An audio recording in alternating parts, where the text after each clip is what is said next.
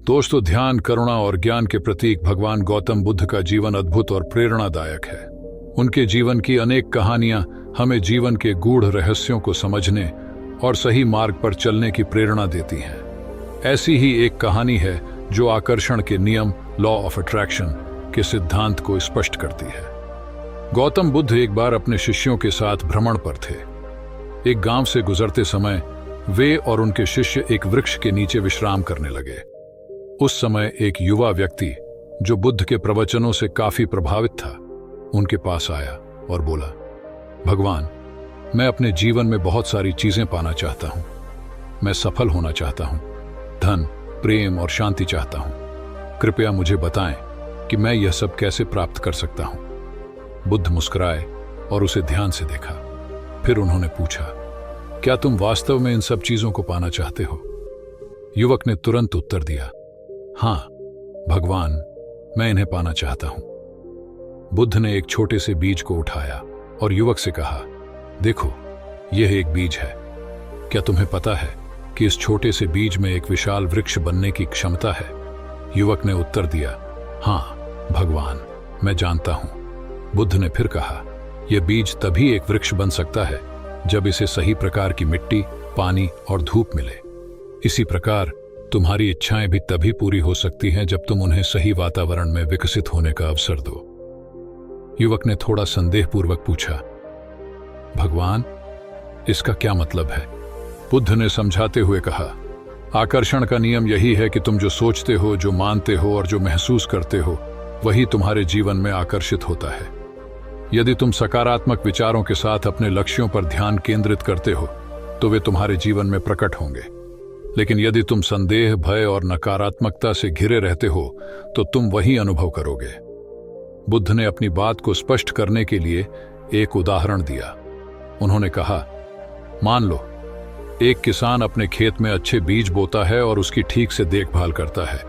उसे विश्वास होता है कि बीज अवश्य अंकुरित होंगे और अच्छी फसल देंगे। दूसरी ओर, यदि वही किसान बीज बोने के बाद उनकी देखभाल नहीं करता या यह सोचता है कि शायद फसल खराब हो जाएगी, तो उसके खेत में अच्छी फसल कैसे हो सकती है? युवक ने धीरे धीरे इस बात को समझा और पूछा, तो भगवान, मुझे क्या करना चाहिए? बुद्ध ने उत्तर दिया, सबसे पहले तुम्हें अपने मन को सकारात्मक विचारों से भरना होगा। तुम्हें यह विश्वास करना होगा कि तुम्हारी इच्छाएं पूरी होंगी। दूसरा, तुम्हें उन चीजों पर ध्यान केंद्रित करना होगा जो तुम्हारे लक्ष्य को पाने में मदद करें। और तीसरा, तुम्हें धैर्य रखना होगा और अपने प्रयासों को लगातार जारी रखना होगा। याद रखना, जैसे एक बीज को वृक्ष बनने में समय लगता है, वैसे ही तुम्हारी इच्छाओं को भी समय लगेगा। युवक ने बुद्ध की बातों को समझा और उन्हें प्रणाम कर अपने घर लौट गया। उसने बुद्ध की सलाह के अनुसार अपने जीवन में सकारात्मकता और विश्वास को जगह दी। धीरे धीरे उसने अनुभव किया कि उसकी इच्छाएं पूरी हो रही हैं और उसका जीवन सुखमय हो रहा है। इस कहानी से हमें यह सीखने को मिलता है कि आकर्षण का नियम हमारे विचारों, विश्वासों और भावनाओं पर निर्भर करता है। जो हम सोचते हैं, महसूस करते हैं और मानते हैं, वही हमारे जीवन में आकर्षित होता है। सकारात्मक विचारों और विश्वास के साथ हम अपने जीवन में वे सभी चीजें प्राप्त कर सकते हैं जो हम चाहते हैं। गौतम बुद्ध की यह कहानी हमें सिखाती है कि हमें अपने विचारों और भावनाओं को सकारात्मक बनाए रखना चाहिए, अपने लक्ष्यों पर ध्यान केंद्रित करना चाहिए और धैर्य रखना चाहिए। यही आकर्षण का नियम है और यही सफलता का रहस्य भी। बुद्ध के इन उपदेशों को अपने जीवन में अपनाकर हम न केवल अपनी इच्छाओं को पूरा कर सकते हैं, बल्कि एक सुखी और संतोषजनक जीवन भी जी सकते हैं। बुद्ध के समय से लेकर आज तक उनके उपदेश और शिक्षाएं हमें प्रेरित करती रही हैं।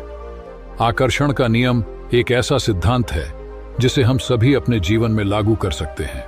जब हम अपने मन को सकारात्मक विचारों से भरते हैं, विश्वास और धैर्य के साथ अपने लक्ष्यों की ओर बढ़ते हैं, तो हम निश्चित रूप से उन सभी चीजों को प्राप्त कर सकते हैं जो हम अपने जीवन में चाहते हैं। गौतम बुद्ध ने अपने जीवन से और अपने उपदेशों से हमें यह सिखाया है कि सही मार्ग पर चलते हुए सही विचारों और विश्वासों के साथ हम अपने जीवन को सफल और संतोषजनक बना सकते हैं।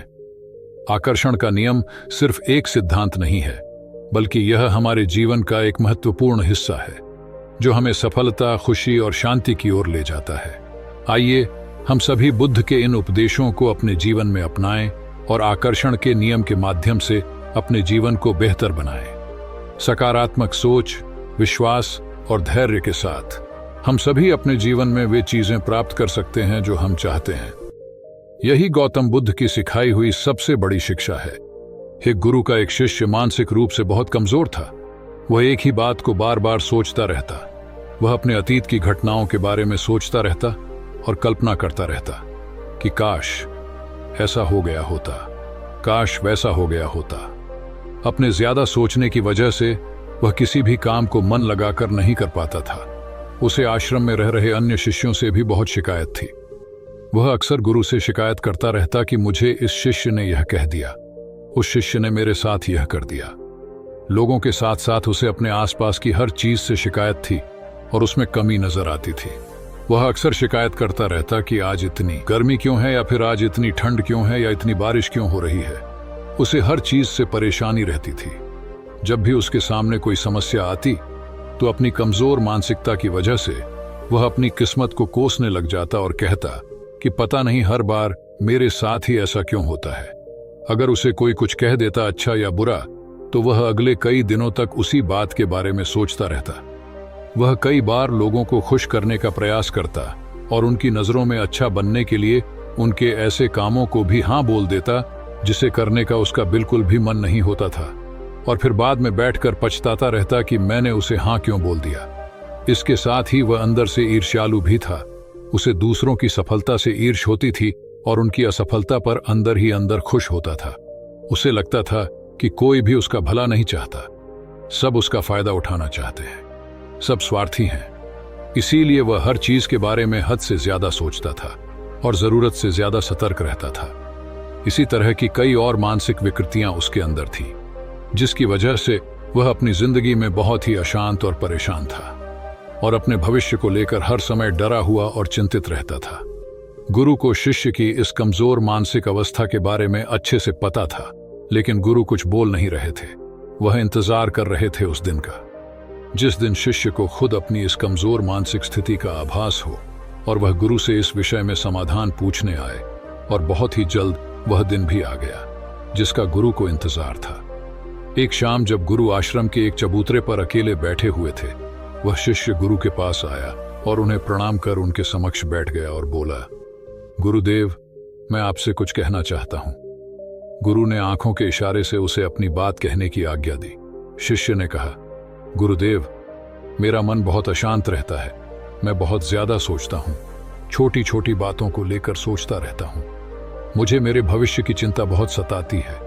एक अनजान सा डर मुझे लगातार सताता रहता है, जिस वजह से मैं अपने वर्तमान का कोई भी काम पूरे ध्यान से नहीं कर पा रहा हूं।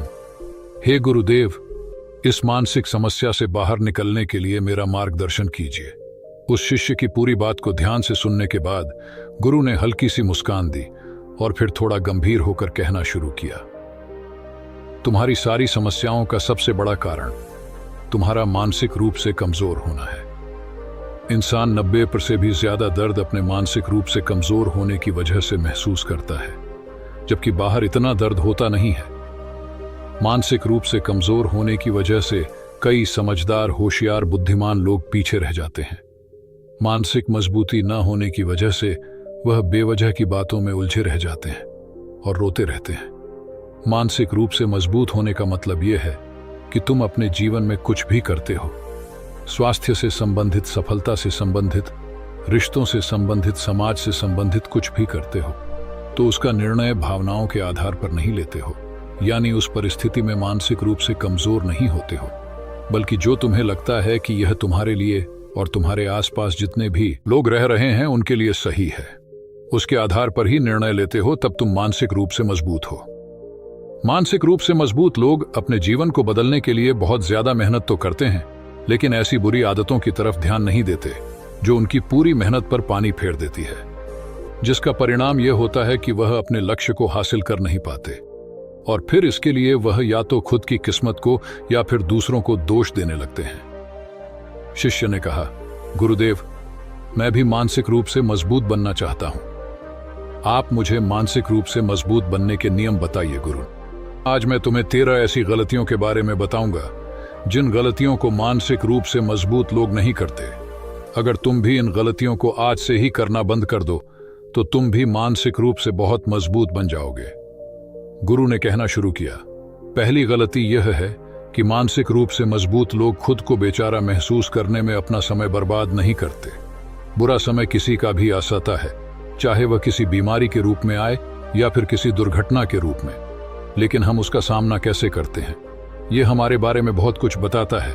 अगर मानसिक रूप से मजबूत व्यापारी का धंधा चौपट हो जाए तो वह यह नहीं सोचता कि मैं ईमानदार आदमी था, मेरे साथ ऐसा तो नहीं होना चाहिए था, या मैंने तो इतनी मेहनत की थी, मेरे साथ ऐसा कैसे हो गया। जो लोग उम्मीद करते हैं कि उनके साथ हमेशा सही होगा, वो लोग अपनी जिंदगी में गुस्सा और तनाव भर लेते हैं, क्योंकि उनको लगता है कि किस्मत ने उनके साथ धोखा किया है। चाहे तुम दुनिया के सबसे बुद्धिमान इंसान हो या तुमने अपनी जिंदगी में बाकियों से ज्यादा दुख झेले हो, फिर भी इस बात की कोई निश्चित नहीं है कि तुम्हारे साथ हमेशा सब अच्छा होगा।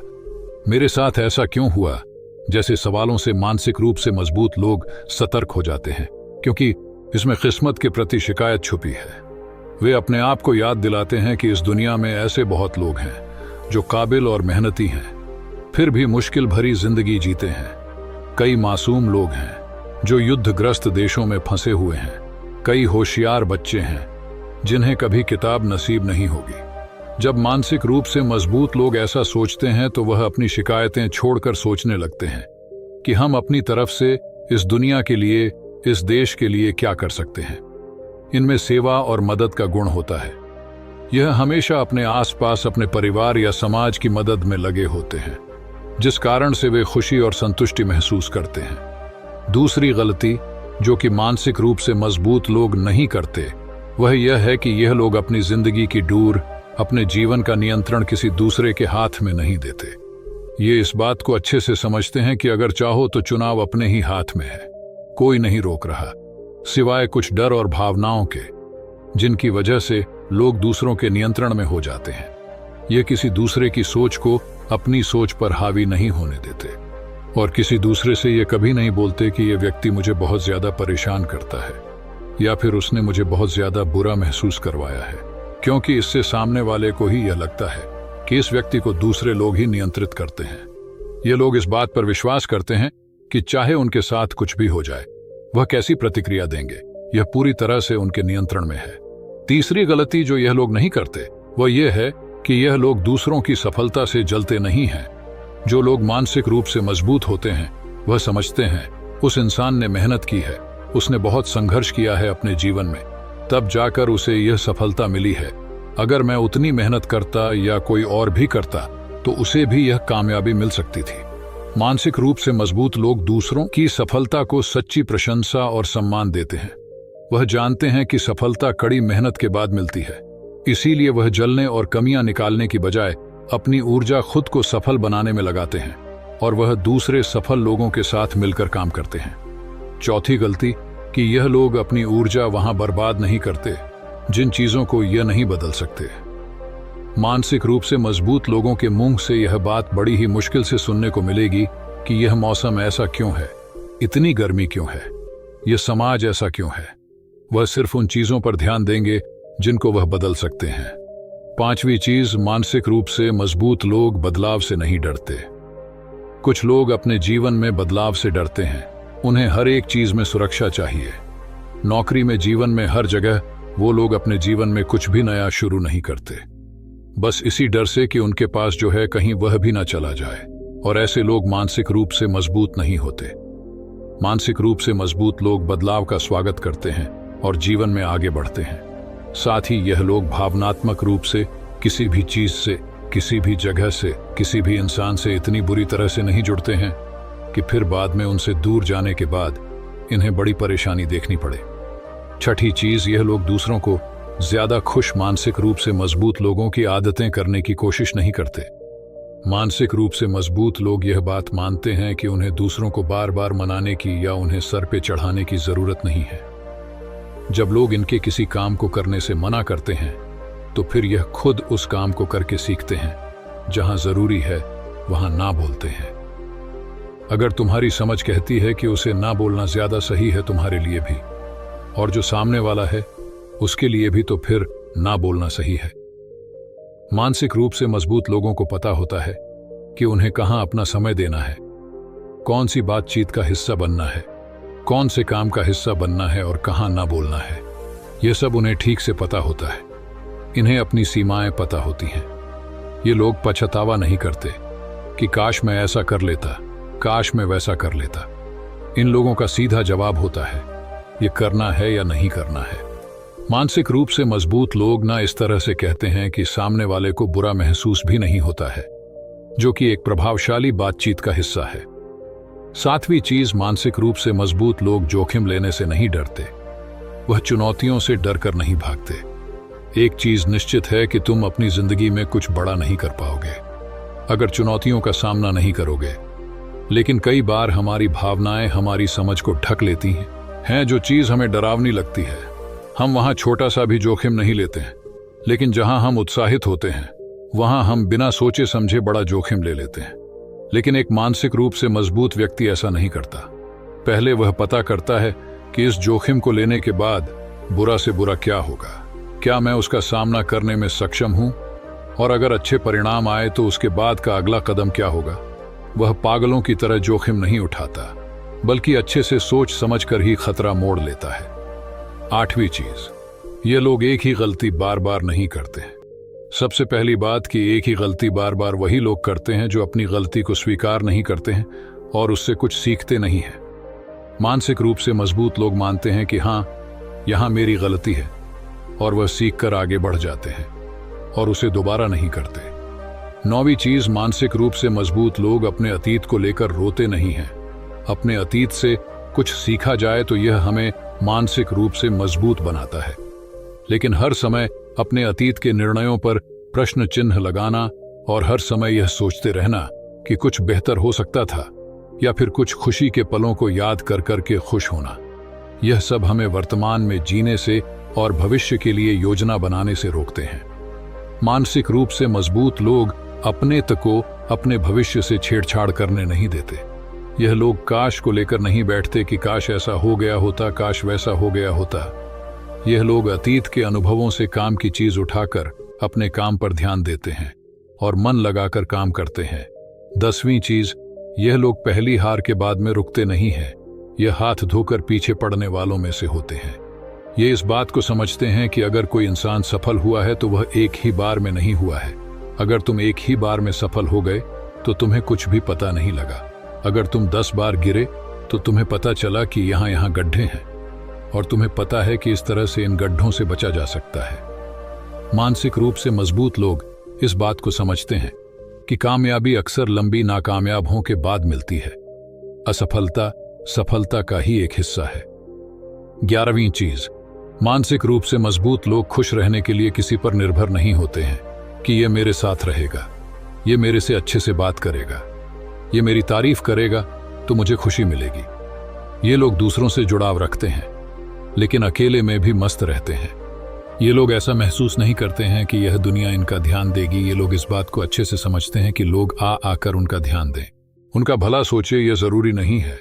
कोई अगर नहीं सोचे तो यह परेशान नहीं होते हैं और ना ही रोने बैठते हैं। सिर्फ मानसिक रूप से कमजोर लोगों का यह कहना होता है कि यह दुनिया बहुत बुरी है, यहां कोई अपना नहीं है, मेरा तो कोई साथ ही नहीं देता। मानसिक रूप से मजबूत व्यक्ति अपनी खुशी खुद ढूंढता है। 12वां नियम, मानसिक रूप से मजबूत लोग अकेले होने से डरते नहीं हैं। ऐसे बहुत से लोग हैं जो अकेले होने से डरते हैं। वह बार बार किसी के साथ रहने की कोशिश करते हैं, दिमाग में जो आ रहा है उससे भागने की कोशिश करते हैं। लेकिन सच तो यह है कि कोई भी विचार जो बार बार दिमाग में आ रहा है, उसे तुम कुछ समय के लिए तो भाग सकते हो, लेकिन कभी ना कभी तुम्हें उसके बारे में अच्छे से सोचकर समाधान निकालना ही पड़ेगा। मानसिक रूप से मजबूत लोग अकेले पढ़ने और अकेलेपन से डरते नहीं हैं, बल्कि वह अकेलेपन का उपयोग खुद को समझने और खुद के विकास के लिए करते हैं। 13वां नियम, मानसिक रूप से मजबूत लोग इस बात की उम्मीद नहीं रखते कि हाथों हाथ परिणाम मिल जाएंगे। व्यापार में, रिश्तों में, स्वास्थ्य में या कहीं पर भी अगर कोई आदत बदलनी है तो यह उम्मीद लगाकर नहीं बैठते हैं कि एक ही बार में परिणाम मिल जाएंगे। ये समझते हैं कि बड़े बदलाव लाने में समय लगता है, इसीलिए यह लंबी योजना बनाकर पूरे धैर्य से काम करते हैं। तो ये थी वो 13 गलतियां जिन्हें अगर तुम करना बंद कर दो तो तुम भी एक मजबूत मानसिकता वाले इंसान बन जाओगे और तुम्हारी 90% से भी ज्यादा समस्याएं सिर्फ तुम्हारे मानसिक रूप से मजबूत होने पर ही समाप्त हो जाएंगी। इतना कहते हुए गुरु ने अपनी बात समाप्त की। शिष्य को उन 13 गलतियों के बारे में पता चल चुका था जो मानसिक रूप से मजबूत लोग नहीं करते। उसने इस जानकारी के लिए गुरु का धन्यवाद किया और अपने काम में लग गया।